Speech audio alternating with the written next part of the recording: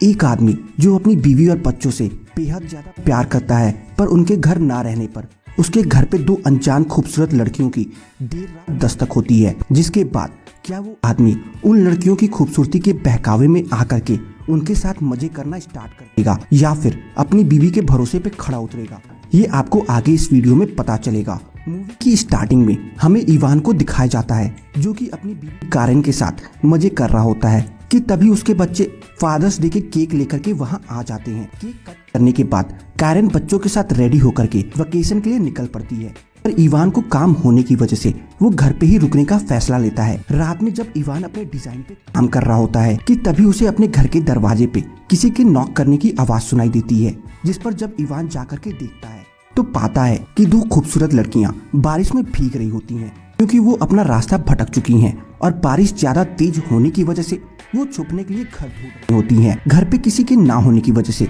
Ivan उन दोनों लड़कियों को घर के अंदर आने की अनुमति दे देता है, जिसके बाद वो उन्हें अपने कपड़े चेंज करने को बोलता है। कपड़े चेंज करने के बाद वो दोनों लड़कियां इवान से चिपकना स्टार्ट कर देती हैं, पर जो कि इवान शादीशुदा होता है, इस वजह से वो उन दोनों लड़कियों से काफी दूरी बना करके रहना स्टार्ट कर देता है। पर जब इवान को यह लगने लगता है कि ये लड़कियां बिना केला खाए मानने वाली नहीं हैं, इस पर वो उन दोनों लड़कियों को यहाँ से जाने के लिए कैब बुक कर देता है। कैब बुक होने के बाद वो लड़कियां इवान पे और ज्यादा ट्राई मारना स्टार्ट कर देती हैं, पर वो उनमें सफल नहीं हो पाती हैं। और फिर इसके थोड़ी देर बाद इवान के घर के बाहर कैब वाला आ जाता है। कैब वाले को आता देख करके वो लड़कियां बाथरूम में घुस जाती हैं, जिस पर इवान जब उन्हें लेने जाता है तो वो लड़कियां भूखे शेर की तरह इवान पे टूट पड़ती हैं, जिस वजह से इवान भी खुद को कंट्रोल नहीं कर पाता है और वो तीनों इंटीमेट होने लगते हैं। और इधर कैब वाला किसी को घर से बाहर आता ना देख करके वहाँ से चला जाता है। अगली सुबह जब इवान की नींद टूटती है और लड़कियां उसके बगल में नहीं होती हैं,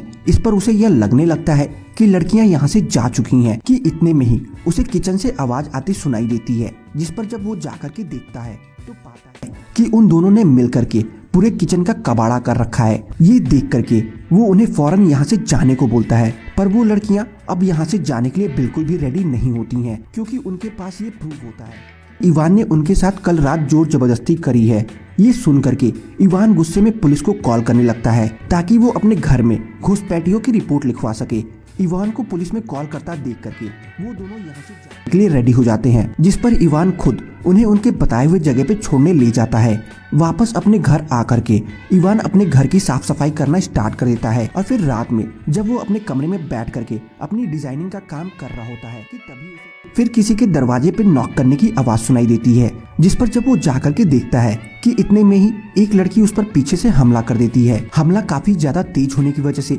इवान ऑन द स्पॉट बेहोश हो जाता है। होश में आने के बाद इवान यह देखता है कि उसके हाथ पैर बेड से बांध रखे गए हैं, जिसके बाद उनमें से एक लड़की जिसका नाम बेल होता है वो बेड पे चढ़ करके इवान के साथ इंटीमेट होने लगती है। और इसी बीच इवान का हाथ खुल जाता है, जिस पर वो बेल को अपने ऊपर से धक्का दे करके नीचे गिरा देता है और अपना हाथ पाँव खोलने के बाद सीधा जेनेसिस को मारने पहुंच जाता है, पर जो कि जेनेसिस के पास चाउमीन खाने वाली चम्मच होती है। इस वजह से जैसे ही इवान उसे मारने के लिए उसके पास पहुंचता है, वो उस चम्मच से सीधा इवान की छाती पे हमला कर देती है, जिस वजह से एक बार फिर इवान बेहोश हो जाता है। होश में आने के बाद वो खुद को चेयर से बंधा पाता है। इवान को होश में आता देख करके बेल और जेनेसिस उसके साथ गेम खेलना स्टार्ट कर देते हैं, जहाँ गेम के रूल्स के मुताबिक अगर उसने किसी भी सवाल का जवाब ही नहीं दिया तो उसे हेडफोन में तेज म्यूजिक सुना करके टॉर्चर किया जाएगा। और अभी वो गेम खेल ही रहे होते हैं कि तभी वहाँ कारेन का बिजनेस पार्टनर लुइस वहाँ आ जाता है। लुइस को घर के बाहर देख करके बेल इवान को छुपाने के लिए दूसरे कमरे में लेते जाती है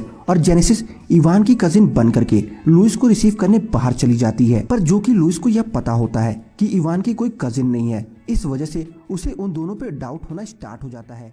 इतने पे ही उसे दूसरे कमरे में से कुछ आवाज आती सुनाई देने लगती है, जिस पर जब वो जाकर के देखता है तो पाता है कि इवान चेयर से बंधा पड़ा है। ये देख करके लुइस काफी ज्यादा गुस्सा हो जाता है और बिना इवान को खोले ही वो उन लड़कियों के पास जा पहुंचता है, जहां पैर फिसलने की वजह से लुइस का सर वहीं पड़ी स्टैचू पे जा टकराता है, जिस वजह से लुइस की ऑन द स्पॉट मौत हो जाती है। जिस पर बेल और जेनेसिस मिल करके उसकी लाश को ठिकाने लगा देते हैं। लाश को ठिकाने लगाने के बाद वो इवान से यह बोलते हैं कि कल सुबह वो उसे भी मार देंगे और फिर अगली सुबह वो इवान को रस्सियों में बांध करके जमीन के अंदर दफना देते हैं, पर सर जमीन से बाहर होता है। खुद की मौत सामने देख करके वो उन लड़कियों से अपनी गलती के बारे में पूछता है कि आखिरकार वो उसे क्यों मार रही हैं, जिस पर वो लड़कियां इवान से यह बताती हैं कि तुम अपनी बीवी और अपने बच्चों से कोई प्यार नहीं करते, बल्कि बस एक दिखावा करते हो, क्योंकि अगर तुम उनसे सच में प्यार करते तो तुम उस रात हमारे साथ बिस्तर पे कभी नहीं होते। और इतना कहने के बाद बेल इवान से यह बोलती है कि मुझे एक पल के लिए लगा था कि तुम औरों से अलग हो, पर तुम भी बिल्कुल औरों की तरह ही निकले। और इतना कहने के बाद वो इवान को वहीं जमीन में दफना छोड़ करके वहाँ से चली जाती हैं। जिसके कुछ देर बाद कैरन बच्चों के साथ वेकेशन से वापस घर आ जाती है। घर पहुंच करके जब वो घर की हालत देखती है तो वो एकदम शॉक हो जाती है और ये मूवी यहीं पे खत्म हो जाती है। तो बस आज की इस वीडियो में इतना ही। आपको मेरी नॉक नॉक मूवी की एक्सप्लेनेशन कैसी लगी कमेंट सेक्शन में बताना ना भूलें। और अगर आपको मेरी नॉक नॉक मूवी की एक्सप्लेनेशन पसंद आई हो तो वीडियो को लाइक करके जाना ना भूलें। चैनल पे नए हैं तो चैनल को सब्सक्राइब जरूर कर लें ताकि मुझे ऐसे ही मोटिवेशन मिलती रहे और मैं आप सबके लिए अच्छी से अच्छी वीडियोस लाता रहूं।